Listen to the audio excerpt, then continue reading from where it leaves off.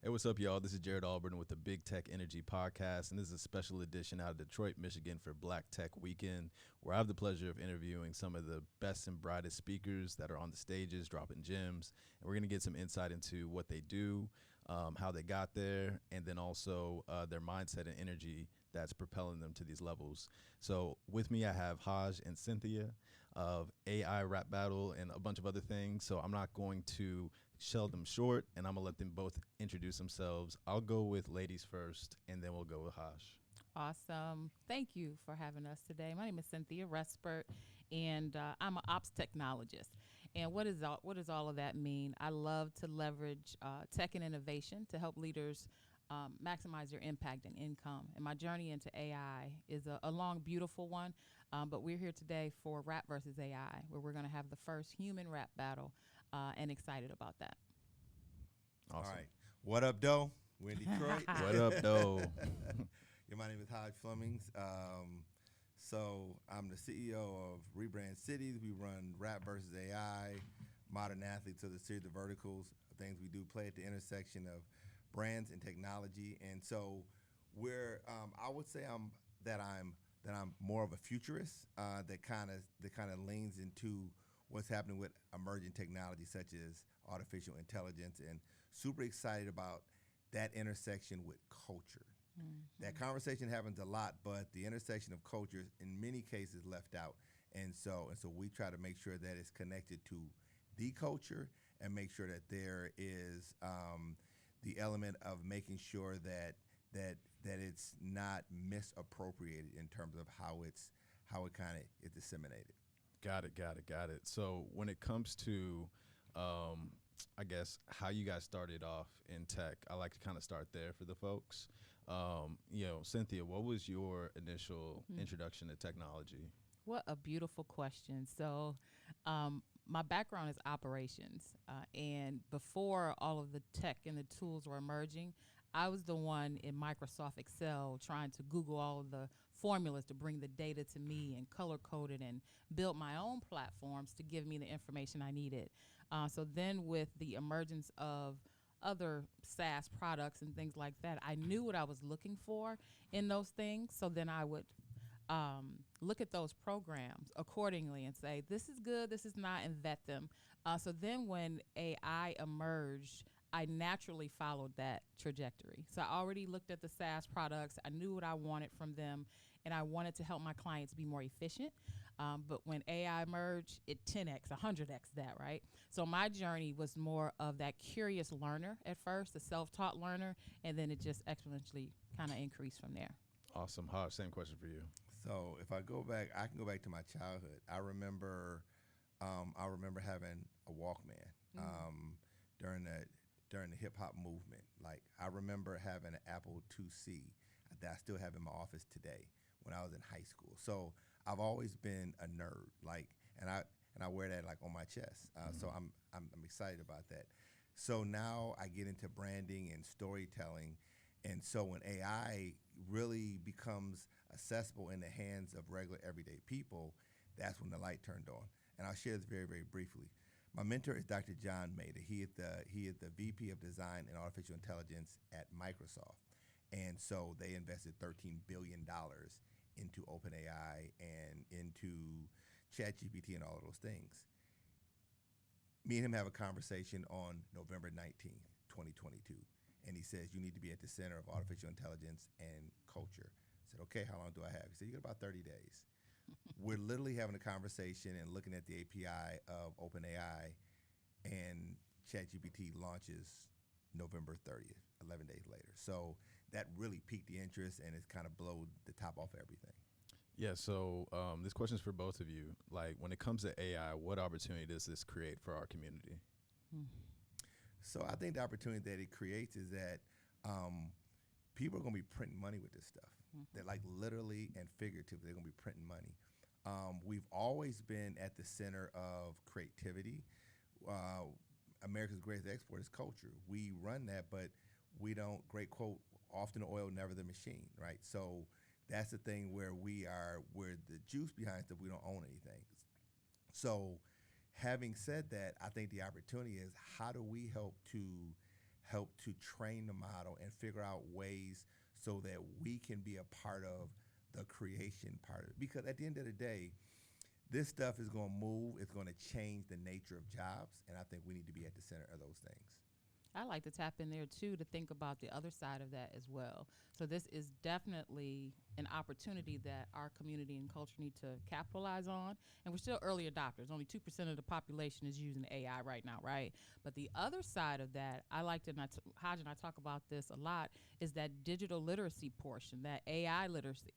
It is going to be AI. It's a digital first world. An AI first world is coming. And if you don't know how to navigate those AI streets, we'll be at a disadvantage. Right now, 20% of the population is functionally illiterate, right?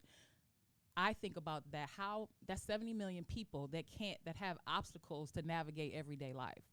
If we think about the digital first world, if we don't get in on this technology now, we'll have those same obstacles just in a different landscape. So it's important. Absolutely. So when it comes to exposing people to AI, your initiative is definitely doing that. Mm-hmm. Can you talk about your mission when it comes to, sorry, I want to make sure I'm saying it correctly because I said AI rap battle before, but I think I said it incorrectly. So that's right. That's the right? thing. But the title is Rap versus AI. Rap so you're versus on the right AI. channel. Yeah. Rap versus AI. Can you give us like a breakdown of what Rap versus AI is and the mission behind it? Yeah. So that's part of what we do. So we have Prompt Camp and then we have Rap versus AI. So okay, definitely want to hear about both. Okay, yeah. So if we look at Rap versus AI, what we're really doing is we're really at this intersection of technology and entertainment, and also culture. And what we want to do is we want to be able to help teach technology or teach this emerging technology through the lens of culture. And so how do we take a genre, or how do we take an aspect of society and culture that people are still trying to figure out, okay, is it going to change the industry? The way we look at it is that this is the 50th year of hip hop. This year, this is the anniversary. Mm-hmm. What does the next 50 years look like? And so trying to then look forward into the next 50 years, how do we put ourselves in the center of that conversation and bring our community along with it so that we can focus on building generational wealth? And so what we're doing is that we're building the airplane in the air. Mm. What a lot of other communities do is that they just start doing stuff and they figure it out as they go. A lot of times when you're African American and you're smart, your family expects you to take a job and to work that job and to stay in this established situation that you already understand the structure. We're going into something to where we don't know what the next 10 years looks like. We don't even know what next year is going to. Mm-hmm. This technology is moving so fast, we don't know what it's going to look like next year. But we said, let's jump in. Next month, yeah. Let's jump in. Let's start working on something so we'll be at the center of it. Right. And what is that going to look like? It's not just rap battles, but that's just a signal. Right. And it's an education piece on the other end of that, too. We're taking something that's familiar, something that's near and dear to our culture, something that, we want to start another person's AI journey. Just like, that hip hop song you heard and you remember where you were and it brings a smile to your face. Well, what started, just like you said, what started your tech journey? What started your AI journey? We want to be the catalyst for that, using something familiar to then bring them into what is now unfamiliar, but we want them to dominate that space. And then 50 years of hip hop. We've been having fun with that, right? So we were at Howard for Hip Hop 50 and things like that. But what I love about that is the back to school party for hip hop in 1973. They did not realize it will be an enduring legacy for 50 years, right? And start this thing. We are at the inflection point of a movement that we need to be at the center of. Yeah, so it'd be like a Rap versus AI 50th anniversary. Hey, I didn't think about that, but yeah, let's do that. Yeah, I mean, and the reason why Black Tech Weekend and Black Tech Week is so important, we did our first big event in Cincinnati, and it was Candace and Brian taking a chance. Yes. Even though we know them, Shout taking a chance on something that they hadn't seen before, they give us an opportunity. And it was that platform and your platform giving other founders who have amazing stories that the media doesn't pick up. So we want to give you your flowers for even Yes. taking the time, taking the risk, taking all of the stuff, taking the bullets and or whatever to say no. These stories are Need to be important. heard, yeah. So thank you very much. Yes. I yes. appreciate that. I received that for sure. Yeah. And I appreciate what y'all are doing too to expose AI to folks. And yeah, I want to learn about the prompt camps and what you're doing there. Yes. So a lot of our prompt camps have been based out of Miami. And so I know, so we need to be doing some work in Miami together, right? Absolutely. And so part of what we looked at is, okay, we recognize that that micro businesses, even though AI has been out since the 50s, so micro businesses need to be exposed to this the same way enterprise level businesses are. So what does an AI ready micro and small business look like, and who's at the forefront of that?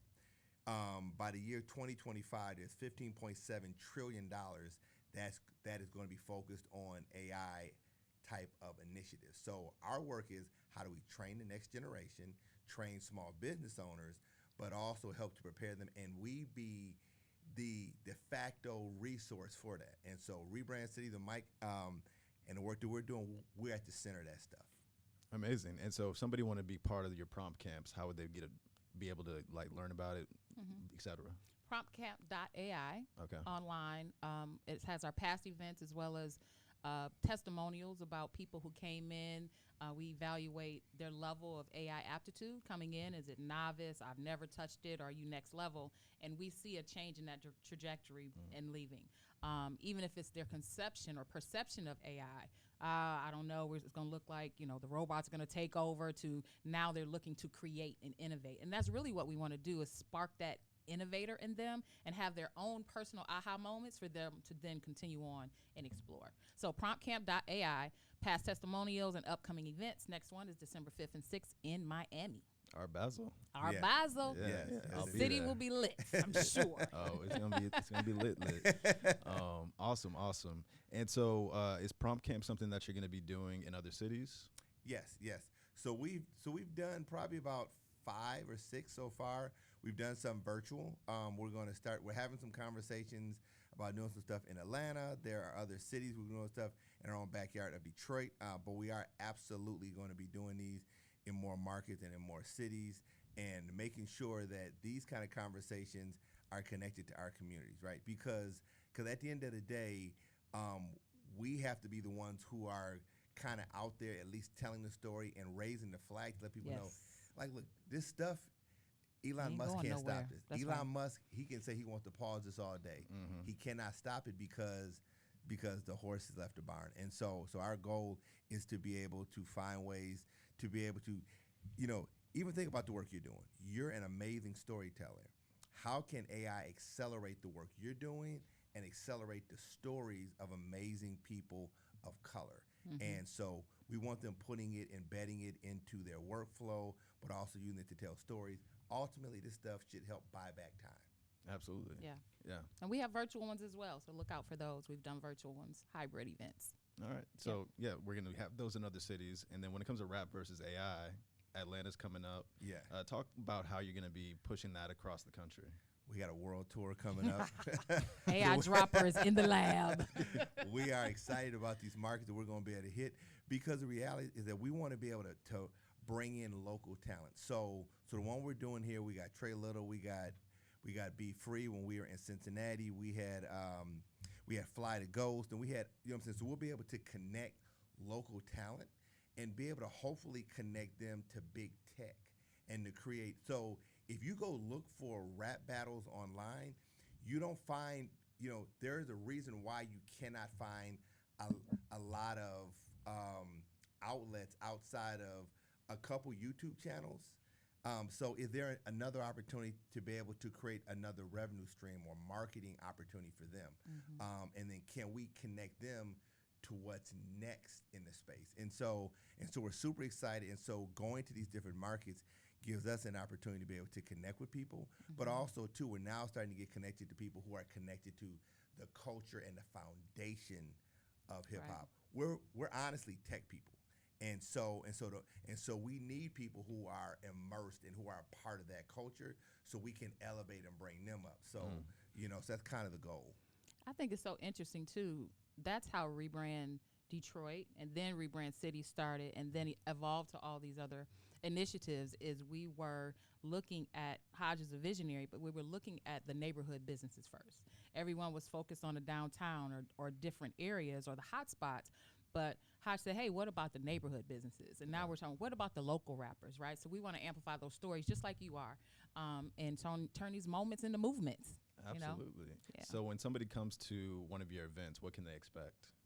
They can expect to be surprised. They can expect to see, okay, is the machine going to win or is the human going to win? And so that's the thing. Also, too, I want to just throw some stuff out there. Shaq, if you're listening, we want to do a rap battle with Shaq. Drake, if you're out there, I mean, Jay-Z. I don't even know if you battle anymore. We calling you to the ring, though. Yeah, man, might as well. But I think what's important to note, too, for just the AI initiatives we have, period, is we bet on the human every time. Because this is a vehicle to inspire people on the co-creation process. We never believe AI is going to replace humans. It can replace some jobs, for sure, but it's jobs maybe that we don't need to do anymore, right? He always says that when we go through these revolution, it always displaces the skillsman of the day. We're not missing the milkman. We're not missing the beeper. We're not missing the abacus, right? So we just need to move forward. So this is a creative way to do it. Yeah, no, absolutely. Lil Wayne should battle AI. Oh, yes. Let's go. Yes. So he came out and he did an interview with Billboard and said, Lil Wayne, if you are listening right now, we need you to battle. We need some ladies in the ring. Who we going to call for the cool? Eve, come out of retirement. MC Light, classic, right? Yeah. So let's make it happen. Let's make it do what it do. Nah, that's gonna be fun. That's gonna be fun. And tonight, we're having one tonight, right? Tomorrow. It's gonna be tomorrow. 1 o'clock. 1 o'clock. Black Tech Week. Yeah. New lab is going down in the Anchor Room. Man. So everybody, I'm telling you. I'm hyped. We got a DJ coming. It's gonna be lit. It's gonna be lit. Amazing. So with what you're building out, we talked about it before the cameras were on. We talked about call for talent. So we'd love to hear more about that for those that are listening. So what we need now is we need an army of developers. We need to so we're working with Semantic Kernel, which is the conversational AI that is powered by Microsoft.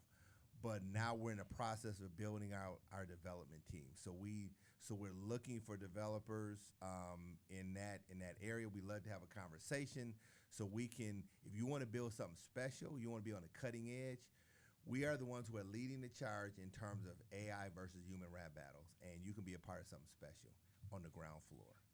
Awesome. Any guidance to those listening that may want to be part of your team that are developers? Yes. Well, we have Rap versus AI, or that is the website, rapversus.ai, rapvs.ai. Contact form there if you are interested. There's a way to connect with us there, as well as just be mindful on the back end of this. It's not just what you see now. Like, this is the music and the culture, and this is going to expand well beyond what we can see. So get in now, rapversus.ai. Tap in there. We're looking forward to it. Awesome. How much experience as developers is needed? Is it like junior developers, or does it need to be like developers with like 7+ years experience, AI experience? Just curious. You know what? We're interested in connecting with young creatives as well. So we want people on all ends of the spectrum, because we're developing a community and for the culture to develop even more products and services and platforms to take this message and education elsewhere. You can be right out of school, or you can be very advanced. We want to meet you. Okay, cool. Yeah, so I work with a nonprofit called the Knowledge House, and we train up developers. I like that name. They're based out of the Bronx, but they're also expanded to Newark, Atlanta, and LA, underprivileged communities, et cetera, our people. So definitely want to connect you with them, because they have a pipeline of young talent, and that's why I was asking, like, all right, what levels? Yeah. Okay, you're beginner levels too? We got they have a hunger too, though. Oh, they got a real hunger. Yeah, that's why we like that energy. Yeah, they're excited about AI. They're excited about engineering, development. So interesting point. When we launched Rebrand Cities, the first city that we started in was Newark. So my guy Anthony Frazier, I don't know if you know him or not, but he's based out of there. So I remember being downtown. It was a VC firm that we were in their building that was close to the Audible building, like downtown. So so we're. You know what I'm saying? So we have some connection like to Newark. So what I absolutely love, we were doing stuff with Rutgers and working with Dr. Robinson in the business school. So shout out to moms who hustle. Oh yeah, Moms who hustle. Moms who Single hustle. mothers with small businesses, and they are killing it. So we went in to help them with web development and digital transformation, but when I say hungry and on fire, definitely. So that's why moms who hustle. And So it's definitely connect for sure. Yeah, and these students love hip hop too. Okay. And everything else, right? Let's go. So that even helps too, because again, like we're meeting people who have the technology chops, but their viewpoint of how they engage with hip hop is different than ours. I remember having a cassette tape. That's why it goes back for me. I always think about King of Rock, and so I remember that that cassette tape and having it in my so you know what I'm saying. But they're viewing it through the lens of a different rapper that I might not even understand. It could be mumble rap. Like these award shows. Come on now. Yeah. I mean, like, who is that? So yes, absolutely. Are they saying words? I know. They got an award for what? I need Google Translate. It makes you feel old. Oh yeah, so Yeah, for sh- sure. shout So out- that's why we say young, whatever spectrum. All right, Yes. shout out to the youngins. That's awesome. Shout out. Awesome. So what else are you guys excited about 2024 initiatives? I know you have a lot of things you probably can't share, but like 2024, what are you really excited about? So we want to be able to make a lot of things that would do more, so when we say mainstream, like get it out to the masses. So, we've been incubating and working on these ideas. And now we think having the opportunity to be able to now spread it to more markets. So we're having conversations with some pretty big tech brands and hopefully we'll be able to get them to become a part of what we're doing. But ultimately, we see what we're doing spreading to more markets, working with more people, being able to build stuff that other people can see their vision through it. So it's not just helping build out rap versus AI, but there's going to be people who are doing stuff in music, and this becomes a jump off point for them to be able to spread their ideas. And so we're looking for more of those kind of opportunities to where it's like, we win, but you win, and vice versa. And so I think just having a chance to be able to do more impactful work like that for us is going to be amazing. I think the key word there is the collaboration. Just like we talk about the co-creation with AI, collaboration with these brands and industry professionals and thought leaders and all that. So we are guilty of doing a lot of the work and not telling the story. We're amplifying other stories. But we are looking forward to taking up space on a larger scale. Nice. And that's why being a part of your podcast Absolutely. So thank you. is important, because then now we can start to share and say, hey, look, and then when people see our story, they're like, man, he has all these other stories that we need to hear about, right? Absolutely. And so hopefully more of that kind of stuff starts happening to where what we do brings more people to what you're doing and vice versa. Absolutely. Collaboration over competition. Absolutely. All day. Yeah. All day. Rising tide lifts all boats. Yes. Big believer in that. Absolutely. And by the way, just a plug too for you guys as well. I host an AI career fair monthly, virtually on an app called Entra. So I just had one on Wednesday. I have one next month. So if you are listening and you're interested in getting an AI career, definitely pull up. And if you're a company looking for AI talent, you should pull up as well. So awesome. We'll check that out. So definitely want you Our on stage developers next might time. come from there. Exactly. Yeah. The Knowledge House, Entra. I got y'all. Okay, Yeah, cool. make this We got happen. it covered. Cynthia, what about you? What are you excited about for 2024 that you want to expound on from his answer, if anything? Yeah, I really am very encouraged about the possibilities of AI. Again, I have always been in the let me streamline the workflow. Let's make these things more efficient. But it has really unlocked another creative side of me, and that is what I hope to inspire in other people as well. So that's why I'm really passionate about it. Is AI just opens up so many doors that we can't ignore it. So I'm excited to continue the message, get it to more people, build communities, and make this thing happen. Amazing. I always ask this question because you guys are doing some incredible things and there's a mindset that's behind it. From your perspective, how did you develop a mindset of being like an innovator and going in paths that nobody else has gone into and not being scared of it? Where did that come from for the both of you? I will say, let me go first because I know he's going to have this profound answer. He's going to lean into the mic. No, I'm just kidding. That's my brother for decades now. Yeah. But my journey has evolved because I am the process person. Let's do it this way and systematically. And what I've done to all my kind of process people out there is I surround myself with people that take higher risk levels than me. And it has expanded my risk tolerance and then has unlocked different levels of creativity and riskier activities than I normally would experience. So I would say get out there and try it. Even with AI, what I do is I encourage AI labs. And LAP stands for learn and produce something saucy, because humans are the sauce, right? You only know by trying. You only know by engaging. So when opportunities come and I'm not quite sure, I don't have the plan from A to Z, I make sure that I'm surrounding myself with the right people that I can continue to get that muscle, and then I go for it. Got it. But it's been a journey. Okay, so what was the question again? I'll make sure. Yeah, so like what is build up this mindset to where you can take risks and go places that others don't? Or what is, like, I guess, the key thing when it comes to your mindset that allows you to get to where you are? So yes, one thing I think about is as a part of Modern Athlete, which is another thing that we do, is, we have this mantra that said the new luxury is freedom. And so the making of money is really about the autonomy of time to be able to do what you want to do. And so if you think about the pandemic, I remember reading this article in Forbes magazine. It was, or Forbes online, and I think it was at the end of 2020 or something like that. And it said first time private jet usage went up 27%. And so it was this break between the have and the have-nots. And what it made me realize that there was a lot of people I knew who were struggling just to be able to make ends meet or whatever. But there was a whole different community of people who were getting visas and taking family or a group of 50 people over to Turks and Caicos, and they're on skateboards and doing all kind of stuff.